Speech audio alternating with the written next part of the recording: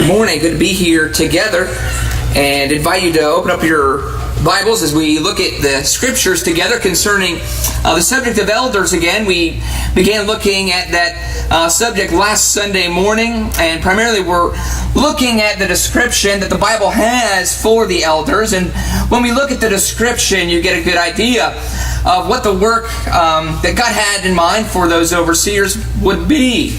And we're going to want to finish that part off. There's one other kind of a word denoting their description that I think is worth looking at. And then we're going to primarily look at the responsibility of the church to the elders. And how when we see the elders doing their work, and the congregation, the flock, the sheep doing their work and working together, and just as we sang in that beautiful hymn, there's work that we all can do. That is really the idea that Jesus had for all the saved members of His church, is that we would be workers. There were two things that Jesus wanted to see established, but He looked at all the individual workers that were following Him initially when He was performing His signs and preaching the good news of the gospel of the kingdom of heaven.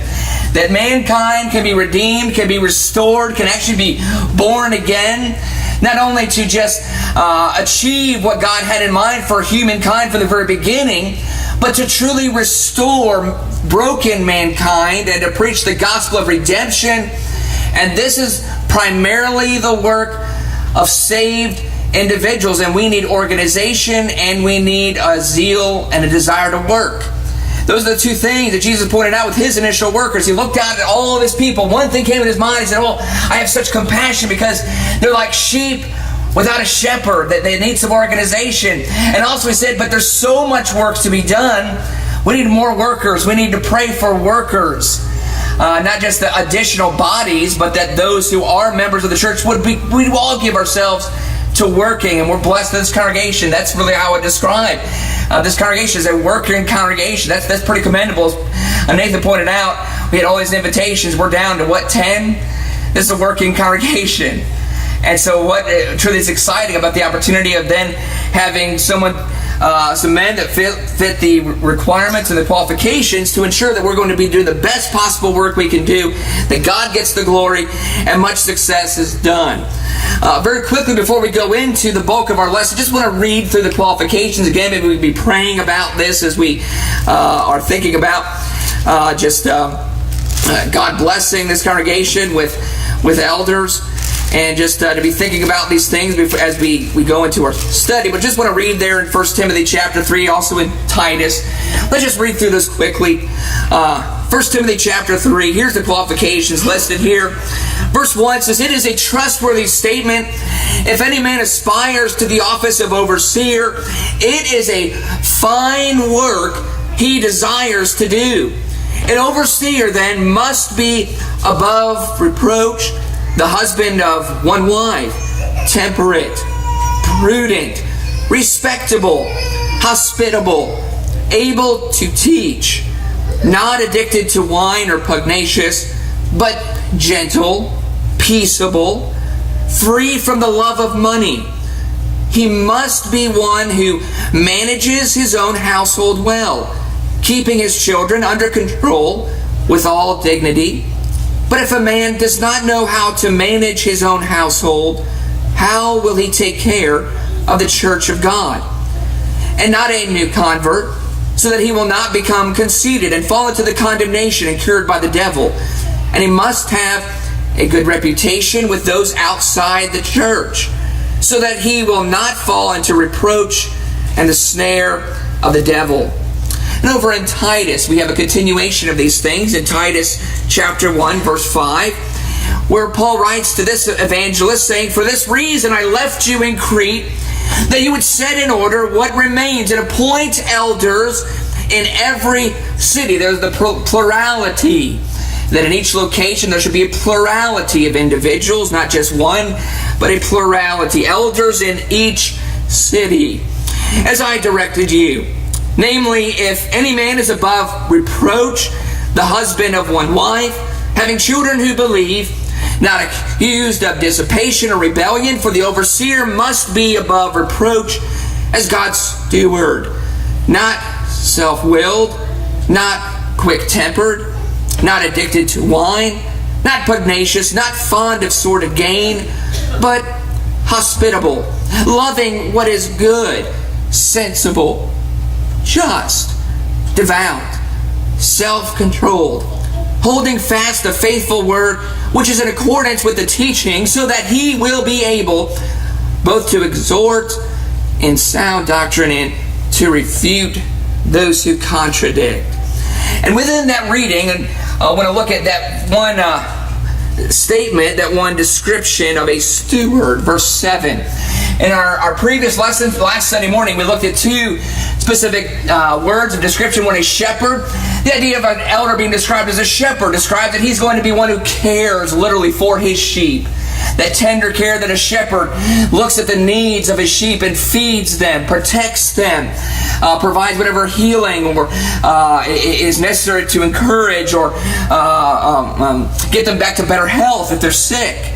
Also risks his own life for the well-being of his sheep, and realize there are dangerous elements out in this world, dangerous elements, sometimes even from within. Unfortunately, as the scriptures say, elders, they have to watch both outside and from within. And so we need to be willing that we're going to put our life under examination. The elder's going to take a rod, and they're going to have us pass under that. If so long as we are faithful doing the work that we should have to do, we should have nothing to fear, but should be confident and feel safe and secure with the men who are doing that work of overseeing us. But they're there also to make sure that if we are falling into the snare of the devil, we're being tempted in some way to be divisive or hurtful in some way, well, the elders are to watch over that and make sure that they can take care of that issue so that the peace and the work that's being done here is not interrupted and can continue to do what God wants us to do. So we looked at the work of a shepherd. We also looked at the word bishop. The word bishop is also a word described an elder, and that means that he oversees. It means that he, literally, that those men working together are going to be overseeing every aspect of everything that goes on here. They're going to be managers, managing the work. And so we need to also submit to that and let them do that work. Let's not get in their way. Let's be helpful. Certainly they can call upon us at times, asking us our opinions, asking us what our thoughts are, where we are, maybe asking the deacons for some input and whatever area they may need to do that. But at the end of the day, they have judgments to make, and they need to oversee to make sure things go according to God's plan in the best way. The third thing we're going to look at is they are a steward. And let's look at a few verses that describe that work of being a steward. Titus 1 verse 7 is where that word comes from. Simply means that they have been put in charge. It means that they have been left with the charge of the chief elder. The chief elder, Jesus Christ, is essentially putting in charge the elders, and they need to take that level of responsibility seriously, to realize they are literally overseeing the work that the chief shepherd wants us all to be doing. That means that they are going to be managers. Managing. Notice, remember, we read in 1 Timothy chapter 3, verses 4 through 5. One of the qualifications to look at is how they manage their family. Are they good managers at home? But to look at how they interact with their children and the relationship they have with their wife and their home life. That's very, very important. As the scripture says, if we are looking at an individual, maybe considering that for an elder, and we realize that there are some issues at home and don't seem to be able to manage things properly, well, that's really the test. If they can do that, if they can succeed there, well, certainly they can be put in charge of handling and managing the church. Because that's literally what they're going to be doing, is managing, making sure things go smoothly, scripturally, giving glory to God, and that the work is a success. They also have the rule over us, and so we need to be respectful to our elders. As stewards, they have been put in charge over us. A good relationship will exist when we submit to that and we allow them to have charge, allow them to use the judgment that God has blessed them with in their experiences of developing to be mature Christians, to be able to know what is best for us. And they're using God's Word to make those distinctions. Now I want to make a quick point about this, we'll move on. But the Greek word, the actual word rule, it actually is the same word translated leader in Luke chapter 22. This gives us an idea of what it means when God says elders are rulers. Sometimes we get a little maybe nervous about it. We mean these people are going to rule over us. And of course we're appointing people that we're familiar with.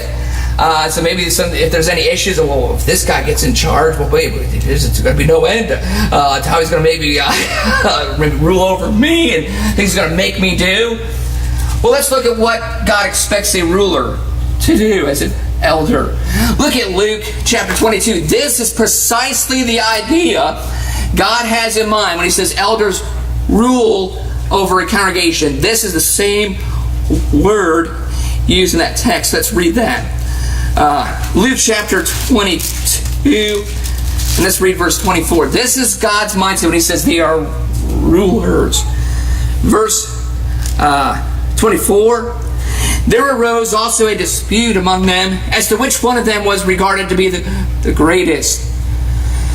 And He said to them, the kings of the Gentiles lord it over them, and those who have authority over them are called benefactors, but it is not this way with you. But one who is the greatest among you must become like the youngest, and the leader, that's the word ruler. In Hebrews chapter 13, verse 17, the same word, have the rule. This is what God had in mind, that the leaders are servants. Because they do not arbitrarily put into things that benefit them personally. That they are taking into consideration as a servant, how effectively do we work together? What is the best thing to make sure that we are all using our talents in the best way? What are we capable of? What works best? And certainly we have God's plan, we have God's blueprint, and they have to go by that, but also judgments have to be made. We have to be making certain decisions that make sure that all of the sheep are being considered, and so they have to have the rule in terms of being a servant of what is best for our own development. Verse 27, it says, for who is greater, the one who reclines at the table or the one who serves? It is not the one who reclines at the table, but I am among you as the one who serves. That being the case, then, as a ruler, they are not to lord over the flock. In other words, it can be maybe quite a temptation for someone maybe who has been developing themselves and growing and becoming more mature, and they reach these qualifications. Maybe the congregation feels confident in them to appoint them, and maybe the mindset is to watch out for that temptation and say, well, now finally I can do things the way I want to do them. No, you're a servant. You are a servant of what is best. And they have to have that ability to have a sense of justice. That's why they must be just. They must be gentle. They must be peaceable. As they don't just arbitrarily say, well, guess who's in charge? And now I've always wanted to do it this way. We're going to do it this way. Well, if that's best for the congregation, they have authority to do so, absolutely.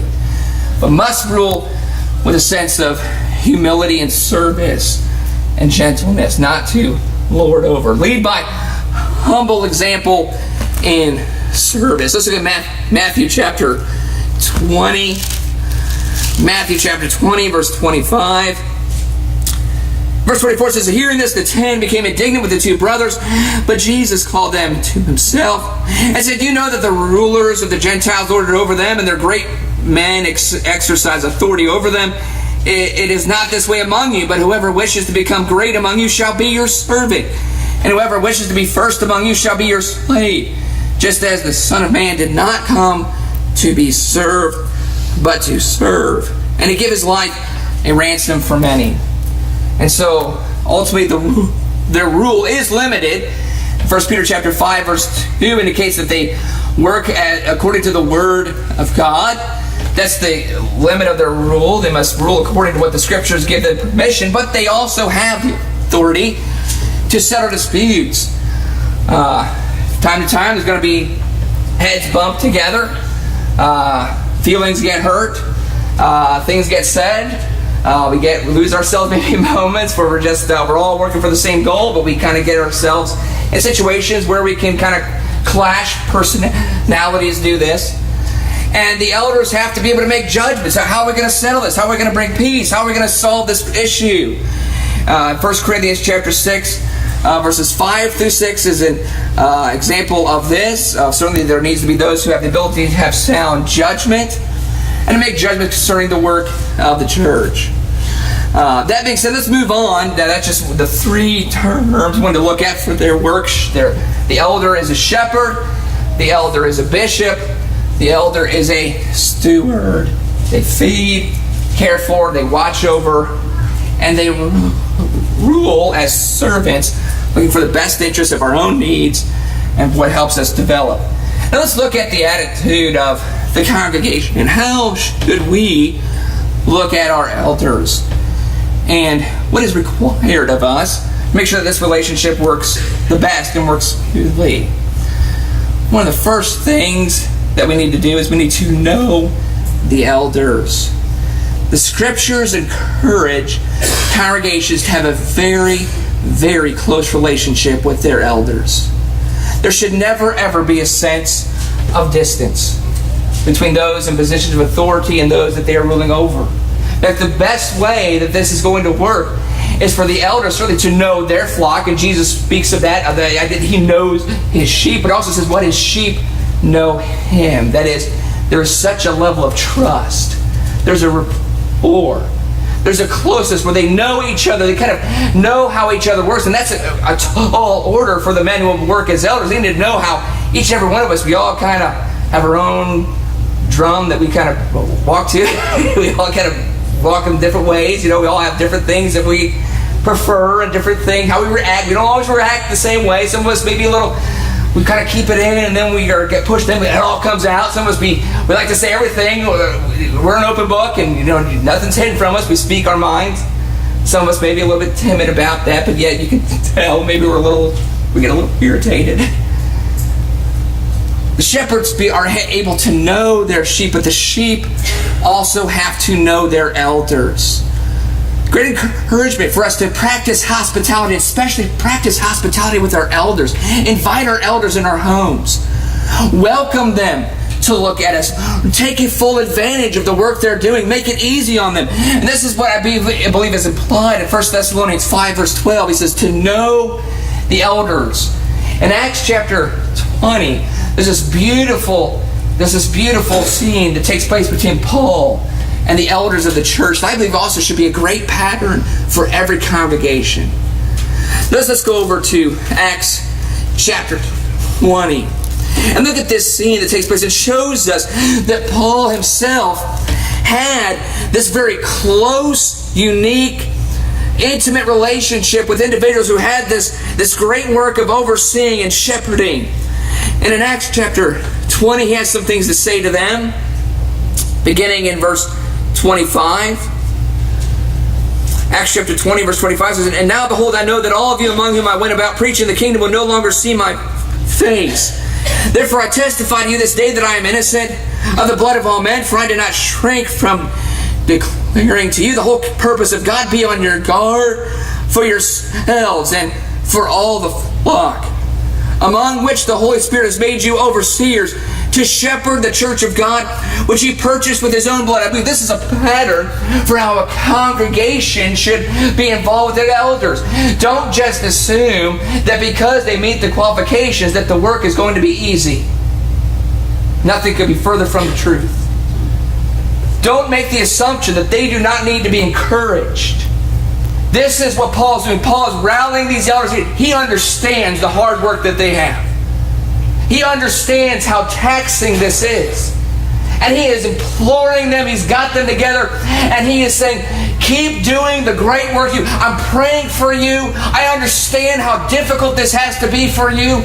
And there's again the appreciation the elders had for Paul, for the words he says to them.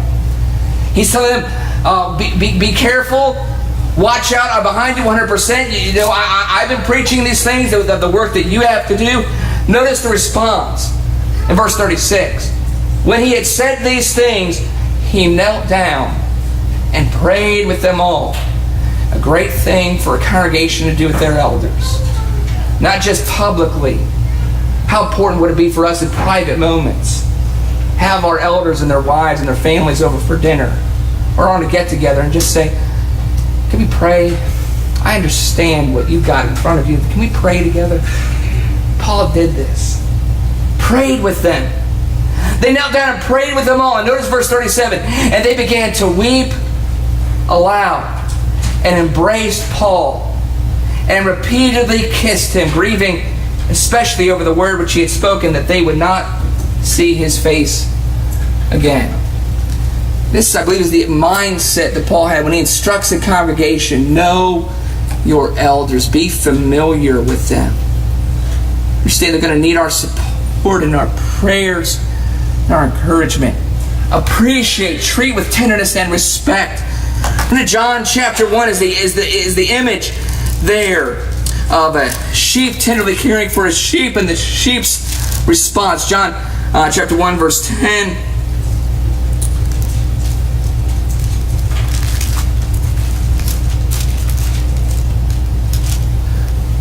I believe I got the chapter wrong, but that should be chapter 10. Apologize for that. John chapter 10, beginning of verse 1.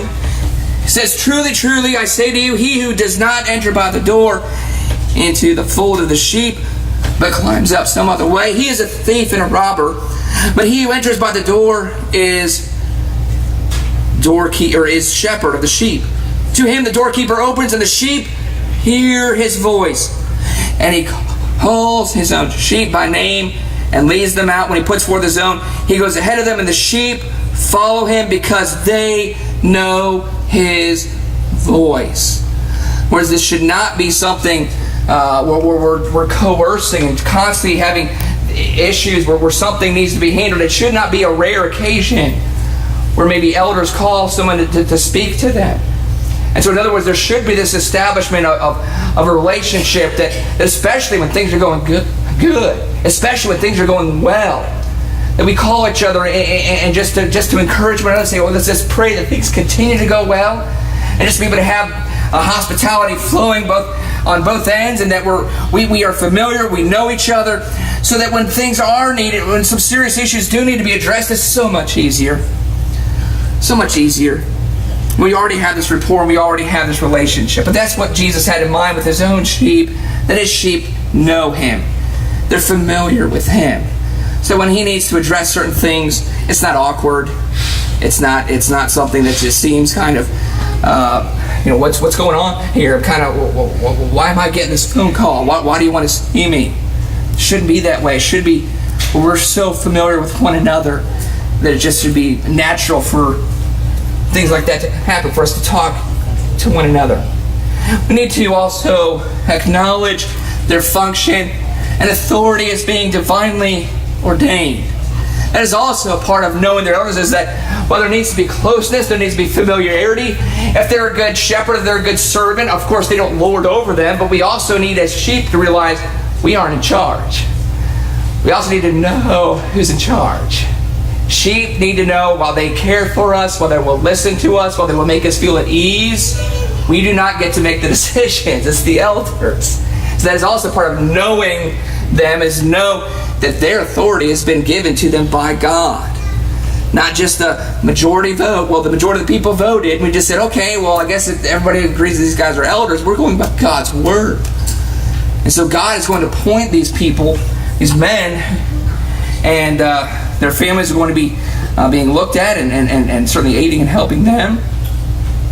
And so we need to be acquainted with them, know them. We need to call upon them for guidance. In James chapter 5, verse 14 through 15, this is a great example of someone who's sick. And James says, here's a great example. The relationship that exists between a congregation and their elders is that when someone's sick, it's just by second nature. Honey, could you call the elders? I feel awful. I feel terrible. I haven't been to services in a while, and already I feel just weak. I feel weary. I need the elders. I need the elders to come over and we need to talk and I need their encouragement. That's what also is implied by knowing them. Take full advantage of what they're here for. They're here to serve us when we need someone that's called upon them. And we also need to esteem them highly in love. No one who serves as an elder should ever be lacking in feeling respected. No one who serves as an elder should ever be lacking in feeling supported. No one who serves as an elder should ever be lacking in knowing exactly how the sheep appreciate and feel about them. It should always be esteemed in love. 1 Thessalonians 5:13, esteem them highly in love. The highest level of respect and honor. Just as Jesus, because of the way that he served, he certainly was deserving of forms of appreciation, of thanksgiving. To recognize that what he was doing was so beneficial and so helpful. Remember when he healed the 10 lepers? And there was one who came back and Jesus said, wait a minute, weren't there 10? Where's the other 9? Where's the appreciation? And sometimes we can almost take advantage of our elders. I got what I need now. Okay, you go back on, dude. You're kind of in charge of the church, and I'm just one of the sheep. Okay, shouldn't be that way. Elders should certainly always feel that sense of respect and appreciation, esteem them high in love and honor because of what they're helping us achieve, what they're helping us be able to do. 1 Timothy 5:17 says, elders who rule well are to be considered worthy of double honor. It's a shame sometimes we don't even get the first level of honor. That should never be the case.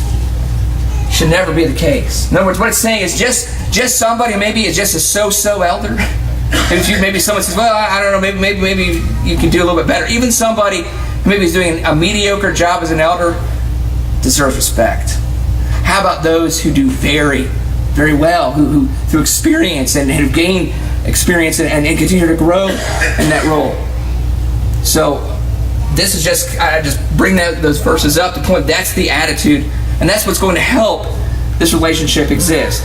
They are worthy, they are deserving, the nature of their work demands it. Let's read Hebrews chapter 13.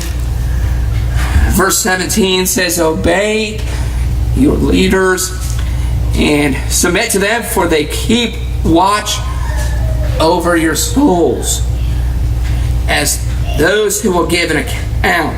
Let them do this with joy and not with grief, for this would be unprofitable for you. In other words, they make sure that we don't miss anything.